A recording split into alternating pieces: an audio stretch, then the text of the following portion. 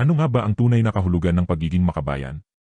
Nasusukat ba ito sa wikang ginagamit natin, o mas nakikita ito sa paraan ng pagtatanggol natin sa ating bansa at sa ating mga kababayan? Ang pagiging makabayan ay hindi lamang tungkol sa pagsasalita ng Tagalog o Filipino. Ang Pilipinas ay isang bansang binubuo ng napakaraming wika at kultura. May mga Pilipinong nagsasalita ng Cebuano, Ilocano, Hiligaynon, Waray, Kapampangan, Tausug, Maranao, at marami pang iba. Mayroon ding mga Pilipinong gumagamit ng Ingles sa kanilang pang-araw-araw na komunikasyon. Ano man ang wikang ginagamit, hindi nito sinusukat ang pagmamahal sa bayan. Ang tunay na patriotismo ay nakikita sa paninindigan para sa interes ng bansa, lalo na kung ang usapin ay may kinalaman sa ating soberanya at dignidad bilang isang malayang estado. Muling naging sentro ng usapan ang kontrobersyang dulot ng inilabas na artificial intelligence animated video ng China Daily, isang state-owned media organization ng China. Sa naturang video, inilarawan ang mga Pilipino bilang mga unggoy habang ipinapakita ang paggamit ng water cannon ng China Coast Guard laban sa mga Pilipino. Para sa maraming Pilipino, hindi ito simpleng biro o satire. Kapag ang isang state-owned media organization ang naglalabas ng ganitong uri ng material, mas mabigat ang epekto nito dahil maaari itong makita bilang bahagi ng mensaheng ipinapadala ng Estado. Ang pagtawag sa mga Pilipino bilang mga unggoy ay hindi lamang nakaapekto sa ilang tao. Para sa marami, ito ay isang pang-insulto sa buong sambayanang Pilipino at isang uri ng dehumanization na matagal nang kinokondena sa iba't ibang bahagi ng mundo.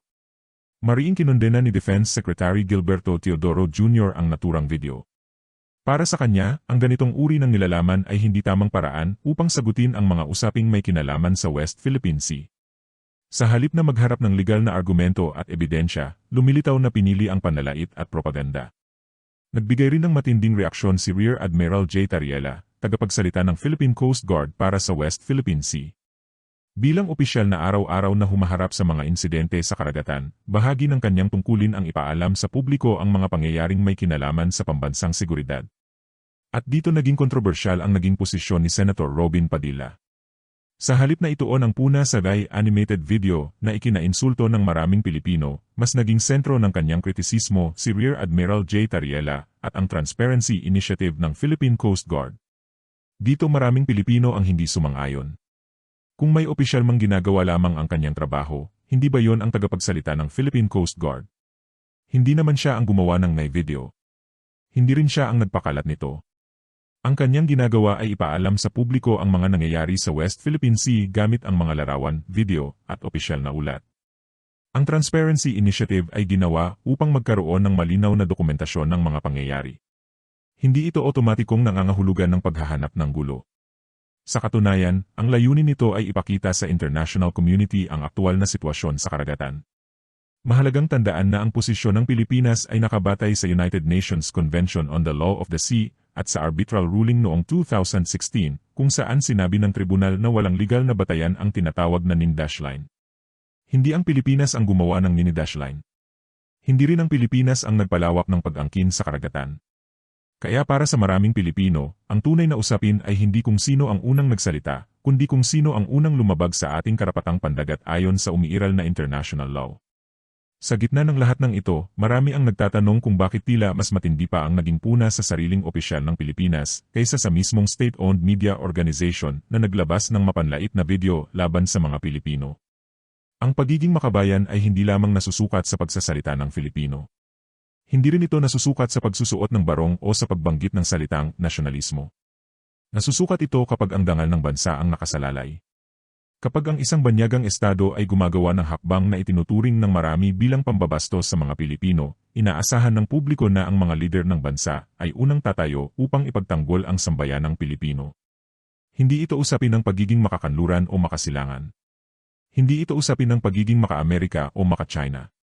Ito ay usapin ng pagiging maka-Pilipinas. Hindi rin nangangahulugan na ang pagkondena sa ginawa ng state-owned media organization ng China ay pagkapuot sa mga Chinese. Maraming Chinese Filipinos ang matagal ng bahagi ng ating lipunan at walang kinalaman sa mga desisyong ginagawa ng pamahalaan ng China. Ang issue ay hindi lahi. Ang issue ay respeto. Ang issue ay soberanya. At ang issue ay ang karapatan ng bawat bansang ipaglaban ang sarili nitong teritoryo sa ilalim ng international law. Sa huli, ang usaping ito ay hindi na lamang tungkol sa isang live animated video. Mas malaki na rito ang nakataya, ang dignidad ng Pilipinas at ang pagkakaisa ng mga Pilipino. Kapag ang isang banyagang state-owned media organization ay naglabas ng material na itinuturing ng marami bilang mapanlait sa mga Pilipino, natural lamang na asahan ng publiko na ang mga pinuno ng bansa ay unang tatayo upang ipagtanggol ang dignidad ng sambayanang Pilipino.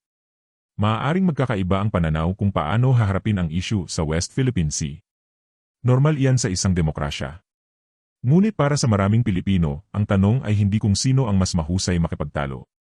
Ang tanong ay kung sino ang mas malinaw na ipinagtatanggol ang interes ng Pilipinas. Kaya iiwan ko sa inyo ang isang tanong.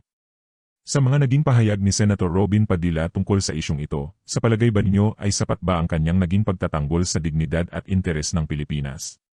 O sa halip, nagbigay ba ito ng impresyong mas nakatuon siya sa pagpuna sa sariling panig kaysa sa pagkondena sa mapanlait na aksyon ng isang dayuhang state-owned media organization? Kayo ang humusga. Kung tunay na makabayan ang isang leader, sino ba ang dapat niyang unang ipagtanggol, ang sariling bayan at ang sariling mamamayan o ang salaysay ng isang dayuhang pamahalaan?